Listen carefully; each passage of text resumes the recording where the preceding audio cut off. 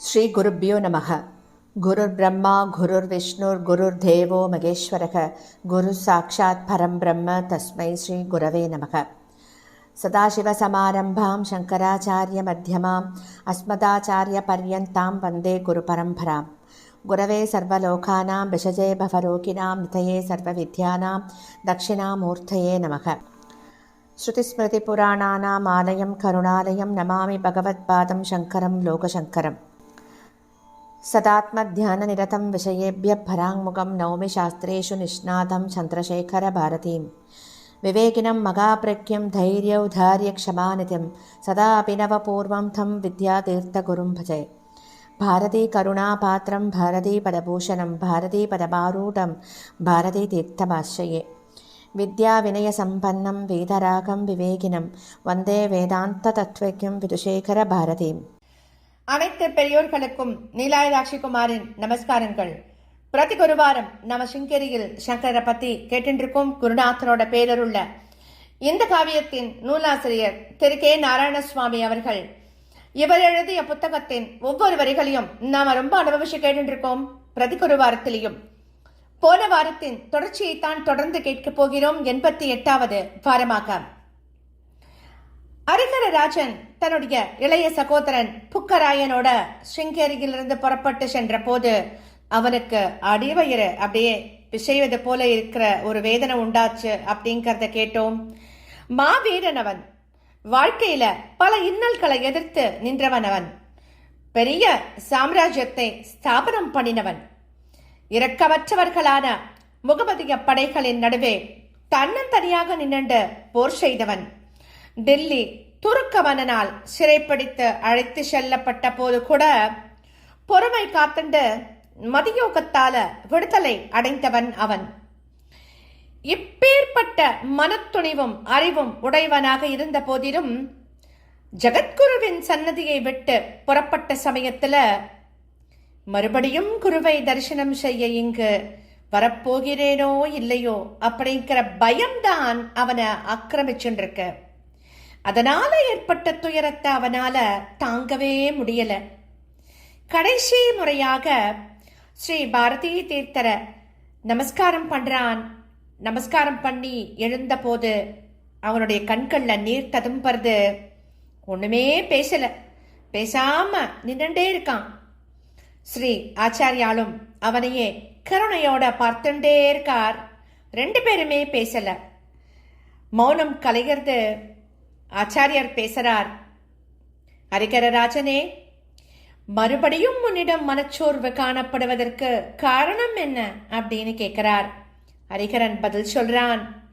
ஆச்சாரியார் அவர்களே, என் அந்தரங்கம் என்னை எச்சரித்து கொண்டேதான் இருக்கு. இதுவே என்னுடைய இந்த ஜன்மத்துல கிடைத்த முதலும் கடைசியுமான குரு தரிசனம் என்று அது சொல்கிறது. மறுபடியும் நான் சிங்கேரிக்கு வரமாட்டேன் என்றே தோன்றுகிறது. உங்களுடைய ஆசிகளும் பிரசாதங்களும் கிடைச்சொடுத்தோ. இப்போது எனக்கு ஏதோ ஒரு நல்லுபதேசத்தை செஞ்சு அனுப்பி வைக்க வேண்டும் அப்படின்னு கேட்டுக்கிறான். ஆச்சாரியால் சொல்றா, பிரியமான சிஷ்யனே, மனசுல சோர்விற்கு இடம் கொடுக்க வேண்டாம். குருவை பிரிந்து செல்கிறேன், இனி அவருடைய தரிசனம் கிடைக்கப் போவதில்லை அப்படியெல்லாம் நினைத்து வருந்த வேண்டாம். இப்போது உன்னுடைய திருஷ்டிக்கு விஷயமாக இருக்கும் இந்த உடலும் இந்த உருவமும் சாஸ்வதமே கிடையாது. உடல் வேறு, ஆத்மா வேறு. உடலுக்கு உற்பத்தி உண்டு, அதனோடு வளர்தல், தேய்தல், மாறுதல், அழிவு அப்படிங்கிற நிலைகளும் உண்டு. ஆனால் ஆத்மாவிற்கு அதெல்லாம் கிடையாது. இந்த உடலை குருவாக எண்ணினால் நீ ஏமாந்து போவாய். குருவின் உண்மை ஸ்வரூபம் எங்கும் நிறைந்து கூடாமல் குறையாமல் எப்போதும் உன்னுடனேயே இருக்கும். இந்த ஜட சரீரத்தை உன்னுடைய குருநாதராக கருதினால் இதிலிருந்து விலகிச் செல்லும் போது குருவையே விட்டு பிரிவது போன்ற மயக்கம் ஏற்படும். அதனால் துயரம் ஏற்படும். இந்த உடலும் ஒரு நாள் மண்ணிற்குள் தான் புதைக்கப்படும் அப்படிங்கிறத ஞாபகம் வச்சுக்கோ. ஆகையால் அந்த அக்கியானத்தை விலக்கி குருவை எங்கும் நிறைந்து விளங்கும் பரப்பொரும் பொருளாக அறிந்து கொண்டு வழிபடுவாயாக. அப்போது நாம் உம்முடனேயே இருந்து வருவதை தெரிந்து கொள்ளுவாய் அப்படின்னு உபதேசம் பண்றார். அவருடைய உபதேச வார்த்தைகளை மனசுல வாங்கிட்டு ஹரிஹரராஜன் தன்னோட தலைநகரத்திற்கு கிளம்புறான்.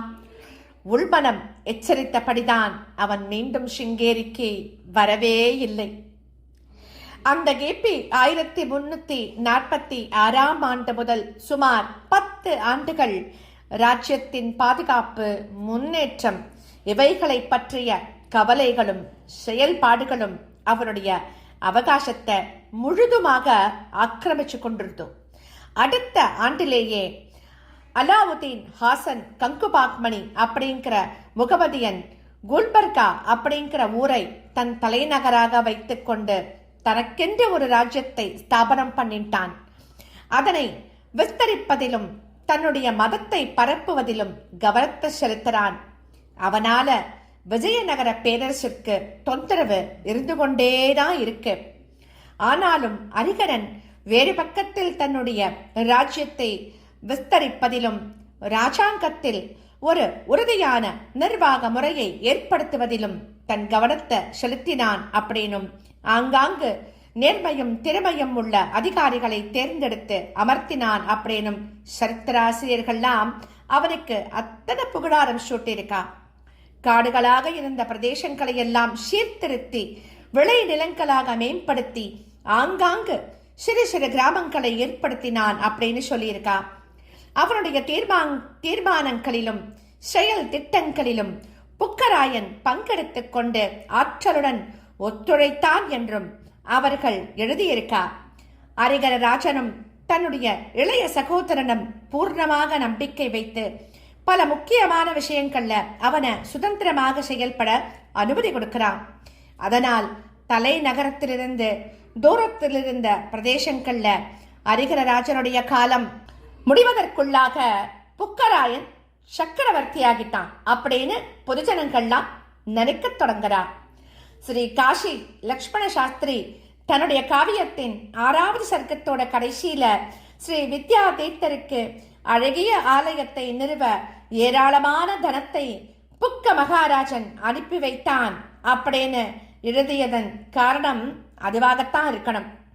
ஹரிஹர மகாராஜனுடைய ஆட்சி காலம் கிபி 1336 முதல் கிபி 1356 வரை என்பதே அநேக சரித்திர ஆசிரியர்களோட அபிப்பிராயமாக இருக்கு. அவனுடைய காலம் முடிந்த பிறகு புக்கராஜன் சிம்மாசனம் ஏறி கிபி 1397 வரை ஆண்டான் அப்படின்னு சொல்றார். ஆனால் காலத்தை பற்றி பலவிதமான அபிப்பிராயங்கள்லாம் உண்டு. வித்யாரண்ய காலஞானம் போன்ற சரித்திர தஸ்தாவேஜுகள் அதை கூட்டியோ குறைத்தோ சொல்கிறது நமக்கு. அது எப்படி இருந்தாலும் புக்கராஜனுடைய ஆட்சி காலமும் சிங்கேரி சமஸ்தானத்திற்கு ரொம்பவும் முக்கியமானதான ஒன்று. ஒருபுறம் குருபக்தியும் மறுபக்கம் சிஷ்ய வாத்சல்யமும் நிறைந்து கொண்டேதான் இருந்தது.